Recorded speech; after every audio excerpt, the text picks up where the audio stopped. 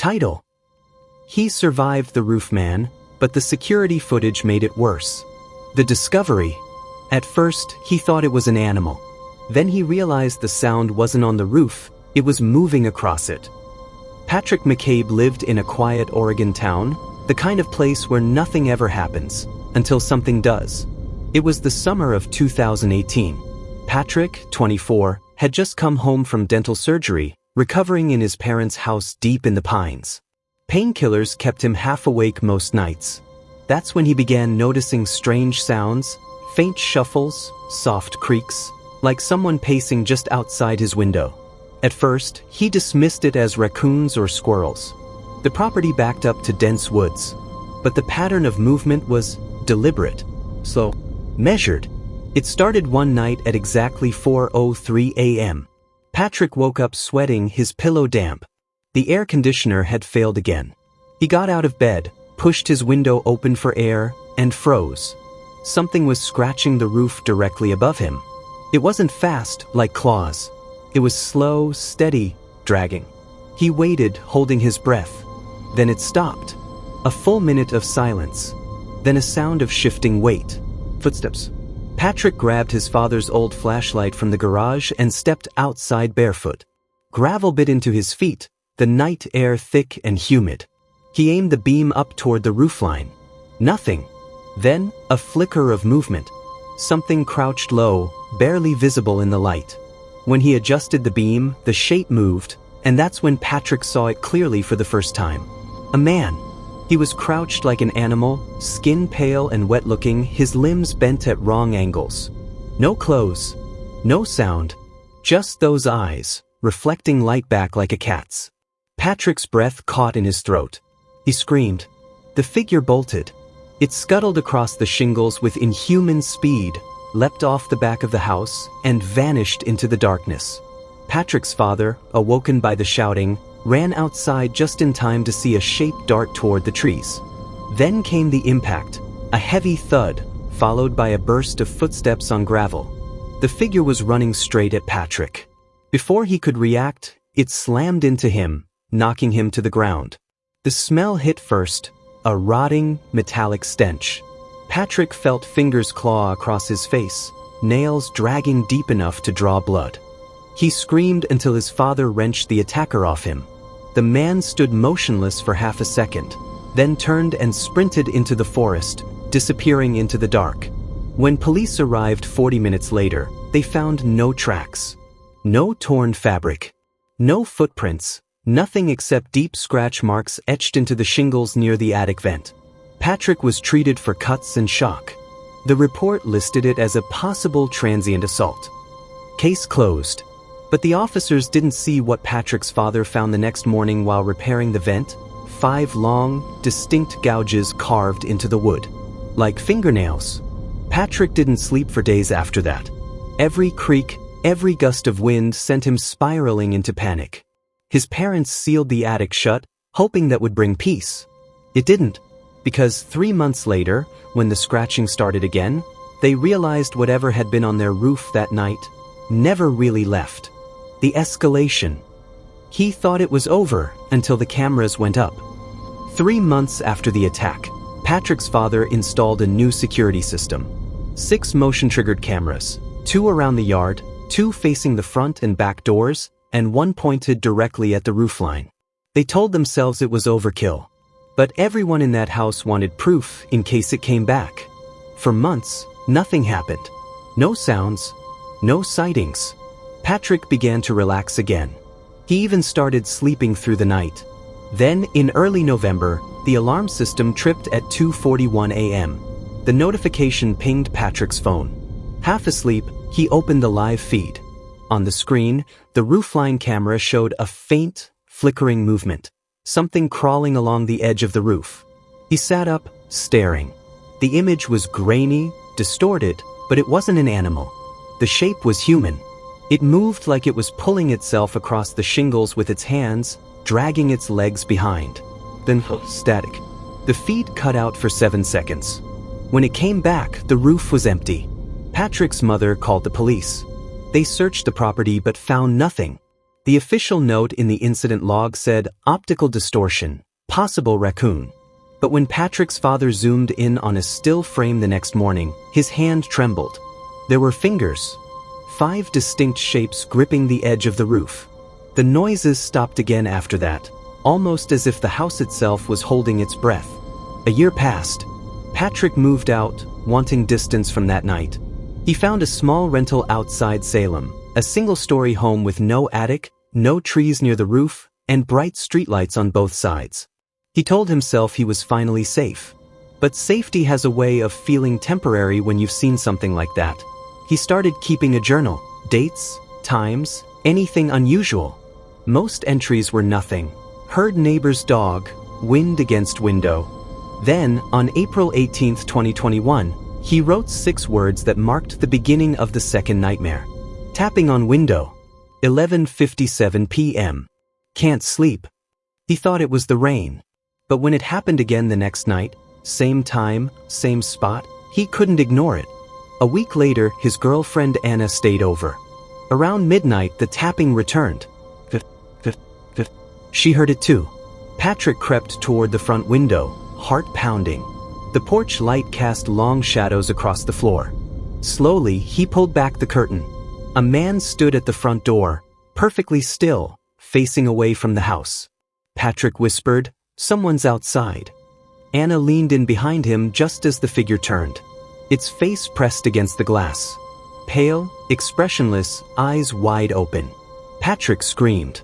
The man didn't move, just stood there, breathing fog onto the glass. Patrick called 911. By the time officers arrived, the porch was empty. No footprints. No smudges on the door. Nothing. Probably a drifter, one officer said. It happens. They left. Patrick didn't sleep that night. The next morning, his father drove over with tools and 2 new cameras. One went above the front door. The other, high up, angled toward the roofline. While testing the feeds, the motion alert triggered again. The live video showed a flicker, something pale moving inside the attic vent above the living room. Patrick froze. His father whispered, "You don't even have an attic, right?" Patrick shook his head. The crawl space above the ceiling was sealed when the house was built. That night, Patrick called his mother. When he told her what they'd seen, her voice went flat. "We sealed ours too, Patrick. After the police left that first night, your father found nail marks in the insulation. Deep ones. Like someone had been living up there." The revelation. 2 weeks after the tapping stopped, the roof began to leak. That's when they found what was living above him. Patrick's landlord had scheduled roof repairs after a heavy rainstorm caused a small stain to bloom in the corner of his ceiling. It looked like harmless water damage until the repair crew arrived. At 10:32 a.m., the foreman, a man named Rivera, climbed up to inspect the rafters. A few minutes later, Patrick heard him call out, Sir? You might want to come see this." Patrick climbed the ladder, expecting to see mold or damaged insulation. Instead, Rivera's flashlight beam was trembling against the wood. There, between 2 rafters, was a sleeping bag, filthy, torn, and half covered in fiberglass. Inside were empty food wrappers, a cracked water bottle, and something that looked like hair. But the worst part came next. At the bottom of the bag were several Polaroid photos.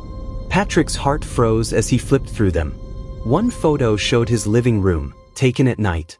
Another, his bedroom. The third showed him sleeping, his mouth open, the blanket half off.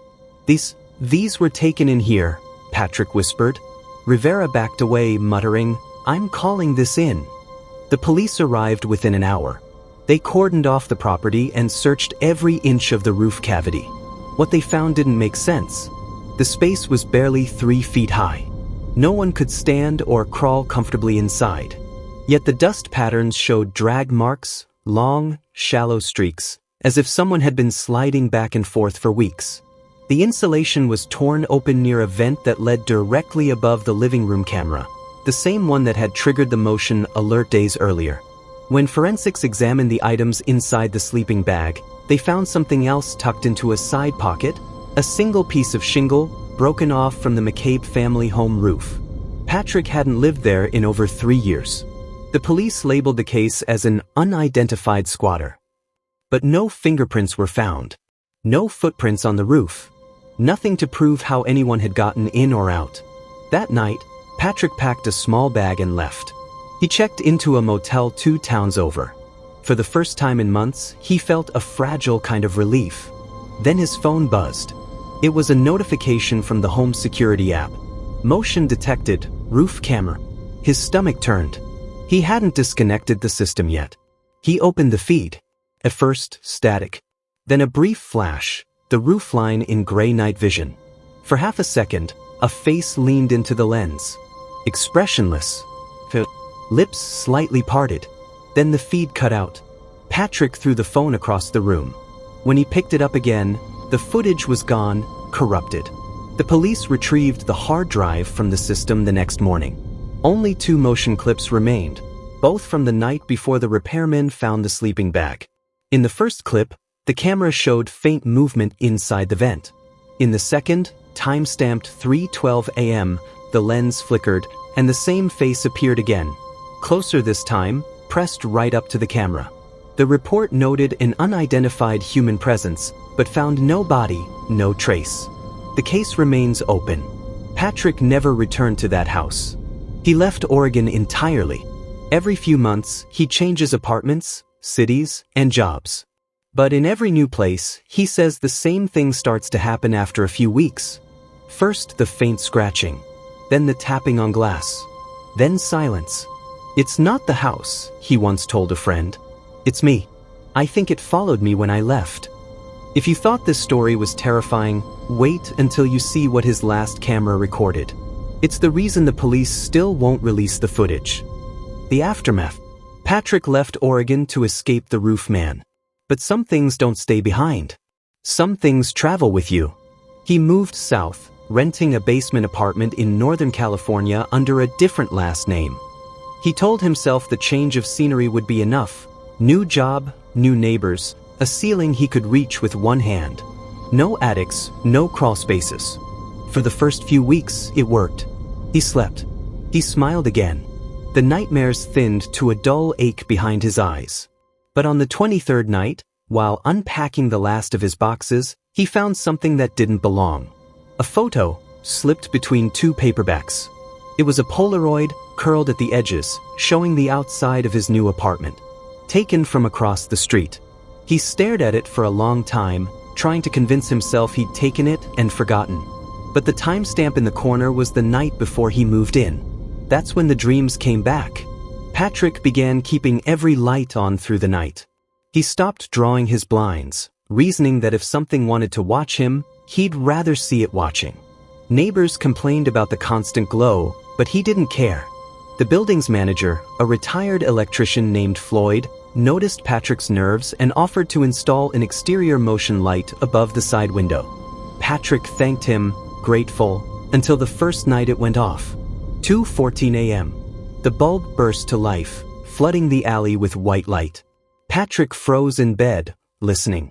For a few seconds, nothing. Then came the sound he feared most, scratching. Not on the roof. There was no roof above his unit, but along the window frame. Slow. Testing. He grabbed his phone, opened the camera app, and hit record. The screen showed only reflection. Then a shape drifted past the glass. Pale, featureless, almost translucent. Patrick dropped the phone. When he picked it up, the light outside was dead, the window empty. The next morning, Floyd was gone.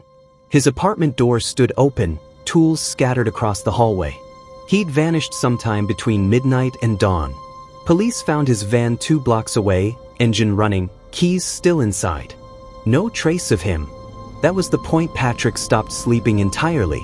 He spent his nights scrolling through paranormal forums, uploading still frames from his phone footage, begging for explanations. Most people laughed. A few told him to move again. But one user, screen name Nested Eyes, messaged privately, "You're not crazy. It's not a person. Check your vents." Patrick ignored it at first. Then curiosity won. He unscrewed the vent cover in his bedroom and shone a flashlight inside. Nothing but dust. As he started to replace the grate, something small fell out. A Polaroid. It was darker than the others, the image blurred, but he could make out a reflection in the window, his own back, and a figure crouched above him. He threw the photo away, but the sound returned that night, tapping on the ceiling this time, impossibly distant in a basement room. By November, Patrick's landlord gave notice to vacate. The upstairs tenants had complained about the man yelling at walls. Patrick left without argument. He drove east until sunrise, stopping only when exhaustion forced him off the highway into a roadside motel. Room 12. Stale carpet. Buzzing neon outside the blinds. He fell asleep fully clothed, phone recording beside him. At 3:09 a.m., the camera captured a faint rattle at the vent above the bathroom door. The sound of metal bending. The whisper, "Patrick." The recording ends with static and one frame of a pale face in the mirror's reflection, mouth open, eyes milky white. The next day, housekeeping found the room empty. Patrick's car still sat in the lot, keys in the ignition. Inside the motel room closet was a torn sleeping bag and a single Polaroid taped to the wall. The picture showed the roof of the McCabe family home in Oregon, taken from above, as if by someone lying on it. Police closed the file after 3 weeks, labeling it a voluntary disappearance. But the motel owner told a different story. She swore that for nights after Patrick vanished, guests in room 12 complained about noises, soft dragging sounds above the ceiling tiles, like someone crawling through the air ducts. Eventually, she sealed the vent shut. That was 2 years ago. Last month, a new tenant reopened the room after renovations. The first night he stayed there, the front desk phone rang. No one spoke at first. Then a man whispered, "Check the roof." Some houses keep their secrets. Others move them from roof to roof until they find another place to hide.